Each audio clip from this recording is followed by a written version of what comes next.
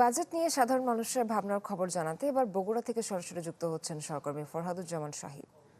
কি বুঝলেন ভাই? অনলি যেটাই চাই।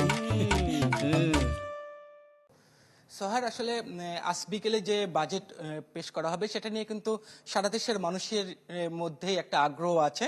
আমরা আছি বগুড়ায়, বগুড়া চেম্বারের সাবেক সভাপতি সাইরুল ইসলামের কাছ থেকে শুনবো। তিনি বগুড়ার একজন বিশিষ্ট ব্যবসায়ী। আসলে বাজেট নিয়ে তার কি ভাবনা, তিনি কি ভাবছেন আসলে? ধন্যবাদ আপনাকে।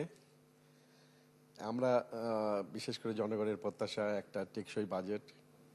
এই আমাদের বিশেষ করে আমরা চাই যে প্রথম বরাদ্দটা বেশি হবে কৃষি খাতে, তারপর আমাদের কৃষি খাত, স্বাস্থ্য খাত এবং শিক্ষা খাত, এই তিনটা খাতকে প্রাধান্য দিয়ে তারপরে আসবে আমাদের হচ্ছে ব্যবসায়ী বান্ধব।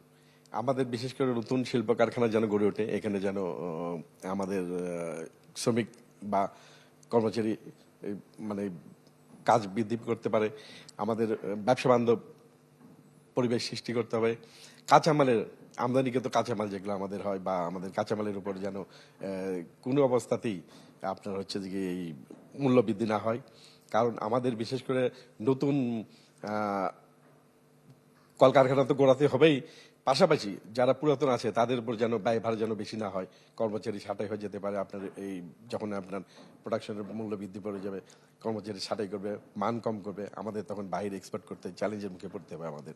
এই কারণে আমরা চাই যে ব্যবসা বান্ধব একটা বাজেট তৈরি করতে হবে। আর বিশেষ করে বরাদ্দের টাকা যেন সৎ ব্যবহার হয় তার উপর নজরদারি করতে হবে। বাজেট নিয়ে সাধারণ মানুষের ভাবনার খবর জানাচ্ছিলেন সহকর্মী ফরহাদুজ্জামান শাহিদ।